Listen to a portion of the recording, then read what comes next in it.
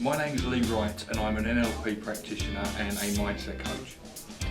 I came to speakers and leaders to learn more about how to put my personal brand and my personal product out there in the world and make it more tangible in existence. My expectation from this event is that I'll be able to leave here and have something that I can speak to the world about, show the world how they can change their mindset, change their mind and be successful in their life.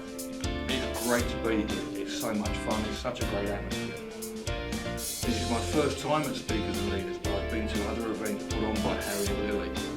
The reason I want to become a speaker is because I've got a message to share to the world. Life is a hell of a lot easier when it shows up sometimes. I'm definitely a leader, I'm an expert in my field.